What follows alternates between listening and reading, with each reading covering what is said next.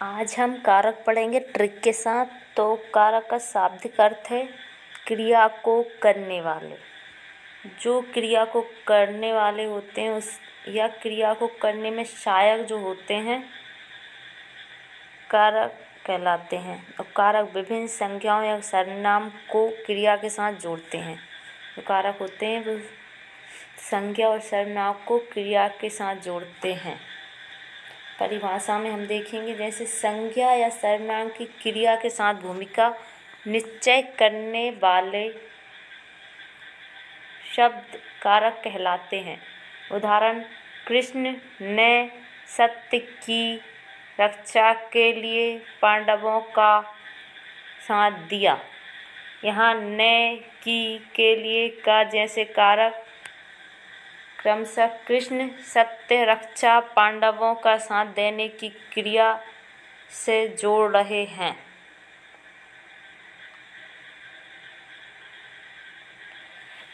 कारक के प्रकार हम देखेंगे तो कारक 8 प्रकार के होते हैं।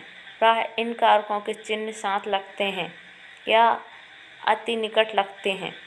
चिन्हों को क्या कहते हैं? जो चिन्ह जो होते हैं उनको क्या कहते हैं? विभक्ति या परसर्ग। जैसे ये ने की के लिए, इनको क्या बोलते हैं? विभक्ति या परसर्ग। कुछ स्थानों पर विभक्ति चिन्ह नहीं भी लगते हैं। विभक्ति चिन्ह नहीं लगने को शून्य विभक्ति कहते हैं। नीचे की तालिका में कारकों के नाम, उनके कार और विभक्ति चिन्ह दिए जा रहे हैं और यहीं से ट्रिक शुरू होगी। कारक कितने होते हैं? 8 प्रकार के। और ये चिन्ह हैं और ये कार हैं और ये उदाहरण। तो अपन को अब देखो मैं ट्रिक शुरू करती हूँ। तो याद कैसे करने हैं अपन को? कर्ता ने कर्म को कारण से के द्वारा संप्रदाय को के लिए अपादान से अलगाभाव संबंध का के की रा रे री अभिकरण में पर संबोधन हे अरे। हम जब याद करते थे छोटे थे तब ऐसे करते थे। कर्ता ने कर्म को करण से द्वारा संप्रदान के लिए अपादान से अलग संबंध का के की रा रे री अधिकरण में पर संबोधन हे अरा। इसको ही हम रट्टा मारते थे ऐसे। एक बार और बताती हूँ।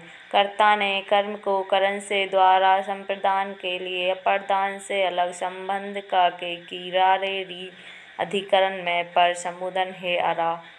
अब इसको हम समझेंगे। जैसे अगर आपको दिख गया किसी भी वाक्य में, जैसे श्याम ने पत्र लिखा, इसमें कारक ढूंढिए, तो हम ढूंढेंगे ने। और ये कौन सा कारक है? तो कर्ता कारक है। फिर कर्म कारक कौन सा होता है? तो को। भरत ने शेर को देखा, तो को है यहाँ पर कारक। 2 कारक हैं, कर्ता कारक ने और को कारक को। कारण से द्वारा, बालक हाथ से खाता है तो इसमें कारण कारक है। और वह चम्मच के द्वारा खाता है तो इसमें के द्वारा कारक है। संप्रदाय को के लिए, भिखारी को दान दो, देश के लिए समर्पण करो। संप्रदान मतलब समर्पण, दान जो देता है। अपादान मतलब अलग होने के लिए। इससे यहाँ भी है और कारण में भी से है। कारण कर्ता में भी से है पर ये अलग होने के लिए नहीं है। और अपादान में जो सा है वो अलग होने, मतलब कुछ भी चीज़ अलग होकर गिरेगी या कुछ भी अलग हुआ। जैसे वृक्ष से फल गिरा, अलग हो गया वृक्ष से फल। आँख से आंसू गिरे मतलब आँखों से आंसू अलग हो गए। संबंध के लिए संबंध कारक कौन कौन से हैं? कौन कौन सी विभक्तियाँ आएंगी इसमें? का के की रा रे री। ए अमर का घर है, ए अमर के पिता हैं, ए अमर की माँ है, ए अमर ये मेरा घर है, ये मेरे पिताजी हैं, ये मेरी माँ है। रा रे री भी आ गई। मेरा, मेरी, मेरी। ये अधिकरण में पर। नदी में मछली है, पेड़ पर कोयल है। संबोधन हे अरे सुन, ऐसा नहीं बोलते मन, अरे सुन, हे तो ये संबोधन कारक होता है। जैसे हे राम बाबू चले बस, अरे भाई जरा बच के चलो, ऐसे जो रहते हैं ये संबोधन कारक रहते हैं। और अब विभक्ति परसक लिखने की पद्धति क्या होती है वो जानेंगे। संज्ञा शब्दों के साथ विभक्ति अलग से लिखी जाती है। अलग लिखने या शब्दांश से प्रयुक्त होने वाले कारण इन्हें परसक कहते हैं। जैसे राम ने, राम के लिए, राम से, ने के लिए, से, ये क्या है? विभक्ति परसक और यही कारक होते हैं। कारक को जिन चिन्हों से पहचानते हैं वो चिन्ह ही विभक्ति परसक होते हैं। सर्वनाम शब्दों के साथ परसक या विभक्ति संयुक्त रूप से लिखी जाती हैं। जैसे उसने, उसको, उसमें, सर्वनाम के साथ। संबोधन चिन्ह प्रारंभ में लगते हैं, विभक्ति बाद में लगती है। समझिए। संस्कृत में संज्ञा सर्वनाम शब्दों के साथ संयुक्त रूप से जुड़ने के कारण विभक्ति कहा जाता है। संस्कृत में कहते हैं विभक्ति, हिंदी में कारक। हिंदी में विभक्ति असंयुक्त भी हो गई हैं, इसलिए व्यापक नाम परसक कर दिया गया है। हिंदी में परसक और संस्कृत में विभक्ति। कर्ता, अब इसको डिटेल में समझेंगे। नंबर 1, कर्ता कारक। क्रिया करने वाले को कर्ता कहते हैं। बिना कर्ता के क्रिया संभव नहीं हो सकती। यदि कोई कार्य ही नहीं करेगा तो क्रिया कैसे होगी? कर्ता के परसक का चिन्ह है ने और शून्य। मतलब अगर ने भी नहीं लगा होगा और कोई व्यक्ति किसी कार्य को कर रहा है तो वो व्यक्ति करता है। जैसे गणेश जी पुराण लिख रहे हैं, ये शून्य है, इसमें ना कहीं भी नहीं है, पर गणेश जी कार्य तो कर रहे हैं ना, तो ये करता है गणेश जी। और गणेश ने पत्र लिखा तो इसमें ने, ये दोनों क्या है? कर्ता कारक। पहचान के लिए कौन, किसने, प्रश्न का जो उत्तर मिलेगा वे कर्ता होगा। कौन, किसने के उत्तर को ही कर्ता कारक कहते हैं। कर्म कारक। क्रिया का प्रभाव जिस संज्ञा पर पड़ता है उसे कर्म कारक कहते हैं। कर्म कारक प्रश्न चिन्ह को और शून्य। विवेकानंद ने अमेरिका वासियों को संबोधन किया। लव कुश घोड़ा पकड़ लेते हैं। पहचान के लिए प्रश्न किससे और किसको, प्रश्न का जो उत्तर मिलेगा वह कर्म कारक होता है। मतलब लव कुश घोड़ा पकड़ लेते हैं, मतलब घोड़ा कौन है?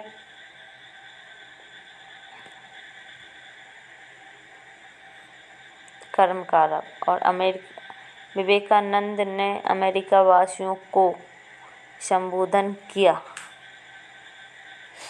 तो यह कर्म कारक है।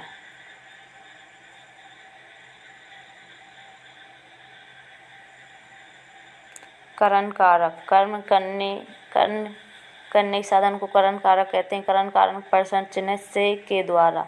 उदाहरण, कुर्सी लकड़ी से बनाई जाती है, वस्त्र धागे से बनाए जाते हैं, मेज बढ़ई के द्वारा बनाई जाती है। तो ये क्या है? लकड़ी, धागे, बढ़ई, ये क्या है?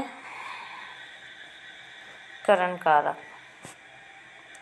पहचान के लिए किससे और किसके द्वारा, प्रश्न का जो उत्तर मिलेगा वो करण कारक है। संप्रदान, जिसके लिए क्रिया की जाती है उसे संप्रदान कारक कहते हैं। संप्रदान के परसक हैं को, के लिए। भूखे को भोजन देना चाहिए, बेटी के लिए उपहार देना चाहिए, तो भूखे और बेटी क्या है? संप्रदाय। और इसको पहचानने के लिए किसे, किसके लिए, प्रश्न का जो उत्तर मिलेगा वह संप्रदान होगा। अप्रदान कारक, ये ट्रिक है ये ट्रिक। इस ट्रिक को याद रखना तो आपको आंसर मिल जाएगा कौन सा कारक किसका है। अप्रदान। संज्ञा सर्वनाम जिस रूप में अलग होने का भाव प्रकट होता है उसे अप्रदान कारक कहते हैं। अपादान के परसक का चिन्ह से हरिसिंगार से फूल झरे, अर्जुन के धनुष से तीर छूटा, तो ये अलग हो गया।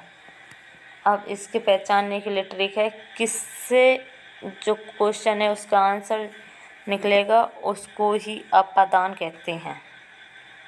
संबंध कारक। एक संज्ञा सर्वनाम का दूसरी संज्ञा सर्वनाम संबंध बताने वाले शब्द रूप को संबंध कारक कहते हैं। संबंध कारक के परसक के लिए का, के, की, प्रारेरी है।